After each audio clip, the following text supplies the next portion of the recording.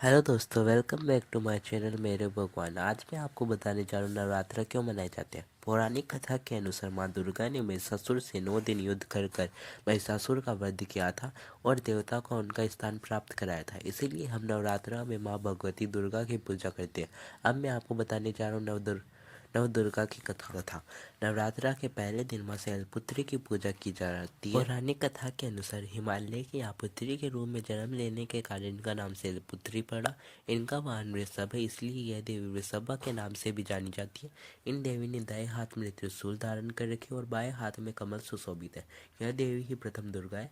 यह सती नाम से भी जानी जाती है। इनके पीछे एक कहानी है। एक बार जब प्रजापति दक्ष ने यज्ञ किया तो प्रजापति ने सारे देवताओं को आमंत्रण किया, लेकिन भगवान शिव को नहीं बुलाया। देवी सती को अपने पिता के घर यज्ञ में जाने के लिए व्याकुल हो उठी। शंकर जी ने कहा, उन्होंने सारे देवताओं को आमंत्रण किया लेकिन हमें नहीं बुलाया, ऐसे में हमें जाना उचित नहीं है। लेकिन देवी सती का प्रबल आग्रह देखकर शंकर जी ने उन्हें यज्ञ में जाने की अनुमति दे दी। सती जब अपने पिता के घर पहुंची तब उनकी मां ने ही उन्हें प्यार दिया, पर उनकी बहनों ने बातों बातों में व्यंग और उपहास के भाव थे।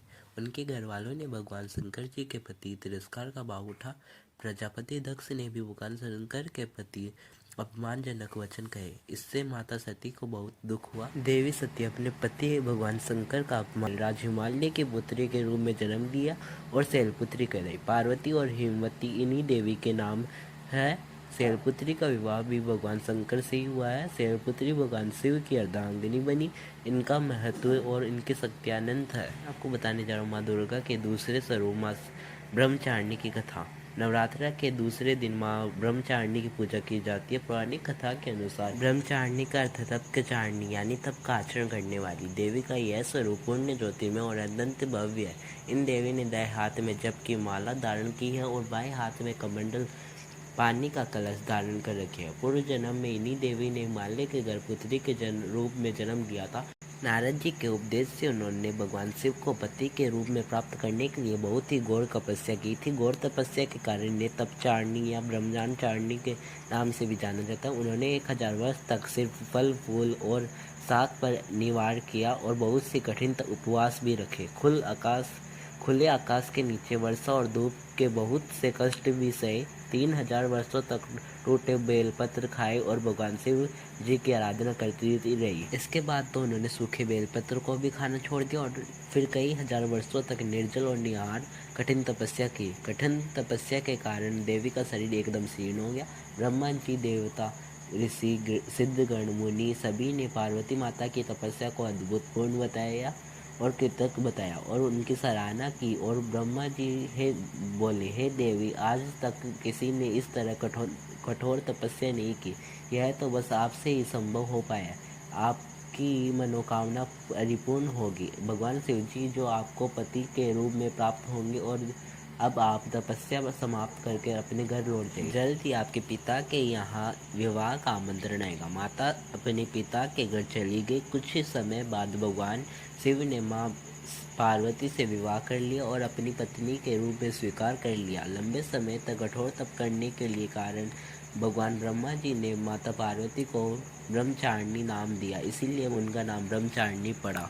यही थी। यात्रा के तीसरे दिन माँ चंद्रघंटा की पूजा की जाती है। पौराणिक कथाओं के अनुसार माता को चंद्रघंटा के नाम के अलावा चंद्रखंडा, चंडिका, रणचंडी के नाम से भी जाना जाता है। देवी अपने मस्तक पर घंटे के आकार का चंद्रमा धारण किए हुए और 9 भुजाओं में त्रिशूल, कमल, गदा, तलवार, धनुष, कमंडल, कमान, बाण, सुदर्शन चक्र और 10 हाथ में अपने भक्तों को आशीर्वाद देती हुई माँ चंद्रघंटा सिंह पर सवार होती है।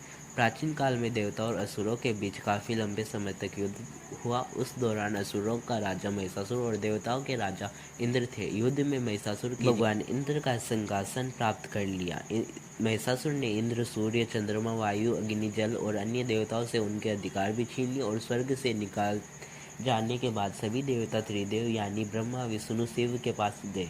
वहां जाकर उन्होंने असुरों के किए गए अत्याचार, उनसे छीने गए सभी अधिकारों के बारे में बताया। देवताओं ने त्रिदेव को बताया कि महिषासुर का अत्याचार के कारण स्वर्गलोक और पृथ्वीलोक पर विचरण करना भी असंभव हो गया। तब यह सुनकर ब्रह्मा, विष्णु, महेश अत्यंत क्रोधित हो उठे। क्रोधित होने पर त्रिदेव के मुख से एक ऊर्जा उत्पन्न हुई और अन्य देवताओं के शरीर से भी ऊर्जा उत्पन्न हुई। ऊर्जा जाकर देवतागण के शरीर से निकली ऊर्जा से जाकर मिल गई। वह ऊर्जा 10 दिशाओं में व्याप्त होने लगी। तभी वह एक कन्या उत्पन्न हुई। तब भगवान शंकर ने देवी को त्रिशूल भेंट किया। भगवान विष्णु ने चक्र प्रदान किया। ब्रह्मा जी ने उन्हें कमंडल प्रदान किया। सब इसी तरह सभी देवताओं ने माता को अस्त्र शस्त्र देकर देवी को सजाया। इंद्र ने भी अपना ब्रज और ऐरावत हाथी के गले से घंटा प्रकट किया और सूर्य ने अपना तेज तलवार और सवारी के लिए शेर प्रदान किया। तभी देवी सभी अस्त्र शस्त्र को धारण कर महिषासुर से युद्ध करने के लिए युद्ध भूमि में आ गई। उनका यह विशाल रूप देख महिषासुर कांप उठा। तब महिषासुर ने अपनी सेना को मां के ऊपर आक्रमण करने को कहा। कहते हैं कि महिषासुर की विशाल सेना क्षण भर में माता के प्रकोप से नष्ट हो गई। देवी मां ने असुरों के समूह को नष्ट करने के लिए धनुष की टंकार को धारण किया। वैसे ही माता के सिंह ने भी धारना शुरू कर दिया और फिर माता के घंटे के शब्द से और बढ़ा दिया, जिससे धनुष की टंकार, सिंह की धार और घंटे की धनुष से ध्वनि से संपूर्ण दिशा गूंज उठी। उस भयंकर शब्द और प्रताप से देवी माँ ने असुरों को संहार कर दिया और देवताओं को अभ्यदान देते हुए अंतर्ध्यान हो गई। मैं आपको बताने जा रहा हूँ माँ दुर्गा के चौथा स्वरूप माँ कुष्मांडा की कथा। नवरात्रा के चौथे दिन माँ कुष्मांडा की पूजा की जाती है। पौराणिक कथा के अनुसार माता कुष्मांडा की 8 भुजा, माता के 7 हाथों में कमंडल, धनुष, बाण, कमल पुष्प, अमृत कलश, चक्र और गदा है। वहीं माता के 8वें हाथ में सभी निधि और सिद्धियां देने वाली रुद्राक्ष की माला है। माता कुष्मांडा को ब्रह्मांड की रचना करने वाली देवी माना जाता है। कहते हैं कि जब सृष्टि की उत्पत्ति नहीं हुई थी तब चारों तरफ अंधकार ही अंधकार था। तब इन्हीं देवी ने अपने मध्य हंसी से ब्रह्मांड की रचना की थी। इसलिए इन्हें सृष्टि के आदि स्वरूपा और आदि शक्ति कहा गया। मंद हंसी के द्वारा अंड अर्थात ब्रह्मांड को उत्पन्न करने के कारण इन्हें माँ कुष्मांडा के नाम से जाना जाता है। जब चारों तरफ अंधकार था तब सृष्टि का कोई अस्तित्व नहीं था। तब माता कुष्मांडा ने अपनी मंद हंसी से ब्रह्मांड की रचना की। कुष्मांडा माता के पास इतनी शक्ति है कि वे सूर्यमंडल के भीतर निवास करती है, जहाँ निवास करने की क्षमता किसी देवी देवता के पास नहीं है। सृष्टि की रचना और इसके पालन के लिए माता कुष्मांडा ने सबसे पहले 3 प्राणियों की रचना की। वह सर्वोच्च देवियाँ थी। माता ने बाएं आँख से एक आतंककारी रूप बनाया जिनका नाम महाकाली रखा। अपनी तीसरी आँख से उन्होंने दूसरा स्वरूप जिनका नाम महालक्ष्मी रखा और माता ने अपनी दाईं आँख से तीसरा स्वरूप बनाया जो बड़ा दयालु था जिनका नाम माँ सरस्वती रखा। माता कुष्मांडा के तेज के द्वारा महाकाली के शरीर से एक और नारी का जन्म लिया। नर का नाम शिव रखा और वह नारी को सरस्वती नाम दिया। अब माता कुष्मांडा की शक्ति से माँ लक्ष्मी के शरीर से एक नर और नारी ने जन्म लिया। नर को ब्रह्मा नाम दिया और नारी को लक्ष्मी नाम दिया। इसी प्रकार माता कुष्मांडा की शक्ति और माँ सरस्वती के शरीर से एक नर नारी ने जन्म लिया। नर को नाम विष्णु और नारी का नाम शक्ति रखा गया। माता कुष्मांडा ने भगवान शिव को शक्ति, विष्णु जी को लक्ष्मी और ब्रह्मा जी को माँ सरस्वती पत्नी के रूप में प्रदान करी। इसके बाद माता कुष्मांडा ने शिव एक शक्ति और दिव्य ऊर्जा के रूप में सूर्य में प्रवेश कर लिया। ये दुर्गा के 5वें स्वरूप माँ से स्कंद माता की कथा। नवरात्रा के 5वें दिन माँ स्कंद माता की पूजा की जाती है। स्कंद माता की 4 भुजा, 2 भुजाओं में माता ने कमल पुष्प धारण कर रखा है। एक हाथ से माता स्कंद को पकड़े बैठी और एक हाथ से माता वर मुद्रा में माँ अपने भक्तों को आशीर्वाद देती है। स्कंद माता सिंह की सवारी करती है। भगवान कार्तिक को ही स्कंद कुमार कहते हैं, इसलिए इन देवी का नाम स्कंद माता पड़ा। पौराणिक कथा के अनुसार एक बार ताड़कासुर था जिसने ब्रह्मा जी को प्रसन्न करने के लिए कठोर तप किया। उसके कठोर तप से प्रसन्न होकर ब्रह्मा जी उसके सामने प्रकट हुए और उससे मनवांछित वर मांगने को कहा। तब ताड़कासुर ने ब्रह्मा जी से अमर होने का वर मांगा। ब्रह्मा जी उसे समझाने लगे, जिसका जन्म हुआ उसकी मृत्यु निश्चित है। यह सुनकर ताड़कासुर सोचने लगा कि शिव जी का विवाह कभी नहीं होगा, इसीलिए उन्हें ब्रह्मा जी से कहा कि उसे वरदान दे कि उसकी मृत्यु केवल शिव जी के पुत्र द्वारा हो। ब्रह्मा जी के इससे वरदान प्राप्त करके वह अत्याचारी बन गया। सभी देवता ताड़कासुर के अत्याचार से परेशान होकर शिव जी के शरण में गए और उनसे ताड़कासुर से मुक्ति पाने की प्रार्थना करने लगे। सभी देवता की विनती सुन शिव जी ने माता पार्वती से विवाह किया और कार्तिकेय के पिता बने। तब माता पार्वती अपने पुत्र स्कंद को युद्ध के लिए प्रशिक्षित किया और प्रशिक्षित करने के बाद स्कंद माता के रूप ले लिया। स्कंद माता से युद्ध में प्रशिक्षण लेने के बाद भगवान स्कंद ने ताड़कासुर का वध कर दिया। इसने महेश्वरी और गौरी के नाम से भी जाना जाता है। इन्हें भगवान शिव की पत्नी होने के कारण इन्हें महेश्वरी कहा गया है और अपने गौण वर्ण के कारण इन्हें गौरी कहा गया है। माता को अपने पुत्र से बहुत प्रेम है, इसीलिए माँ को अपने पुत्र के नाम से पुकारने जाने लगा। ये चारों माँ दुर्गा के छठे स्वरूप कात्यायनी की कथा। नवरात्रा के छठे दिन माँ कात्यायनी की पूजा की जाती है। कात्यायनी माता की 4 भुजा है, जो एक हाथ में कमल पुष्प है जो भक्तों के प्रति स्नेह दर्शाता है, और दूसरी भुजा में शत्रु को अनंत करने वाली तलवार है, और तीसरी भुजा अभय मुद्रा में है जो भक्तों को भय मुक्ति प्रदान कर रही है, और चौथी भुजा वैर मुद्रा में जो भक्तों को वरदान देती है। पौराणिक कथा के अनुसार देवी दुर्गा ने माँ कात्यायनी का यह रूप अपने भक्त कात्यायन के लिए धारण किया था। माता के यह भक्त का नाम कात्यायन था, जो भगवती की कठोर तपस्या कर रहे थे। ऋषि कात्यायन माँ आदिशक्ति के परम भक्त थे। इनकी इच्छा थी कि देवी उनके घर पुत्री के रूप में जन्म ले।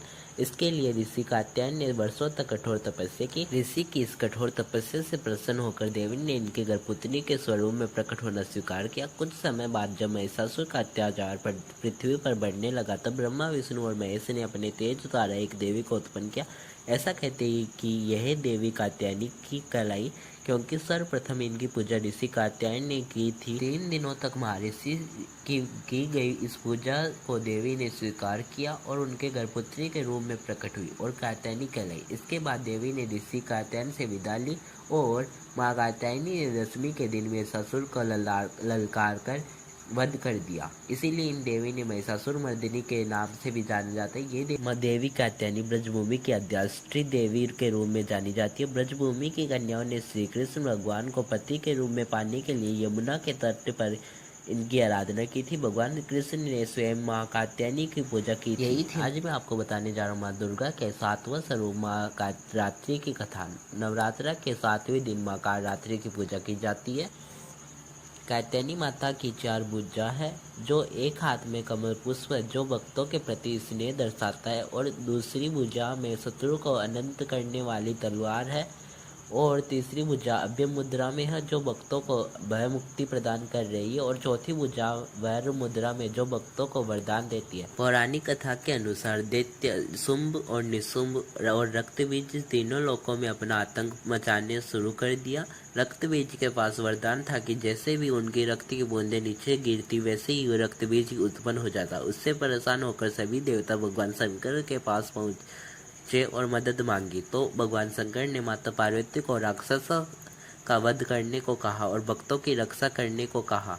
भगवान शंकर का आदेश पाकर देवी पार्वती ने दुर्गा का रूप धारण कर लिया और शुंभ और निशुंभ का वध कर दिया। लेकिन जैसे ही माँ दुर्गा ने रक्तबीज को मारा, उसके शरीर से निकले रक्त की बूंदें लाखों रक्तबीज उत्पन्न हो गए। तब माँ दुर्गा ने इसके बाद रक्तबीज का वध किया और उसके शरीर से निकले वाली रक्त की बूंदें अपने मुख में ग्रहण कर ली। माँ कालरात्रि को काली, महाकाली, भद्रकाली, भैरवी, चामुंडा, चंडी के नाम से भी जाना जाता है। ये आपको बताने जा रहा हूँ माँ दुर्गा का 8वां स्वरूप माँ गौरी की कथा।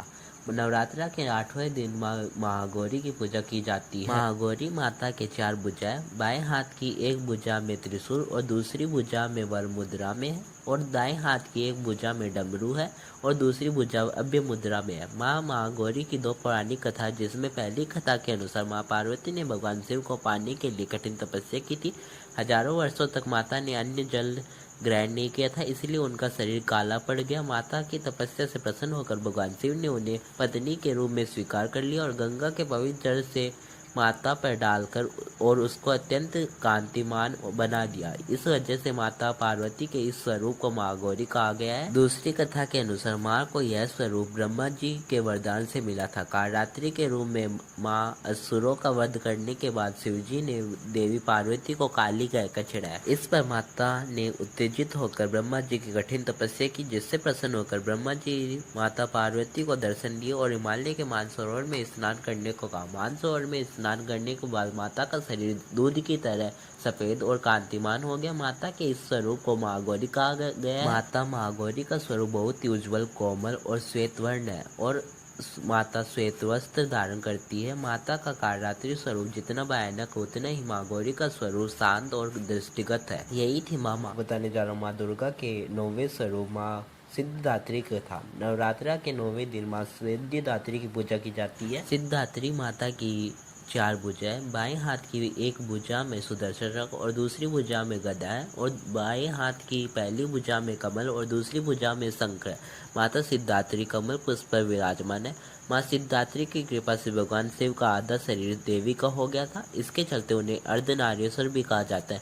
माँ सिद्धात्री की पौराणिक कथा के अनुसार भगवान माँ सिद्धात्री की कठोर तपस्या करके 8 सिद्धियों को प्राप्त किया था। साथ ही माँ सिद्धात्री की कृपा से भगवान शिव का आधा शरीर देवी का हो गया था और वो अर्धनारीश्वर कहलाए थे। यह माँ दुर्गा का अत्यंत शक्तिशाली रूप है। शास्त्रों के अनुसार देवी दुर्गा का यह स्वरूप सभी देवी देवताओं के तेज से प्रकट हुआ था।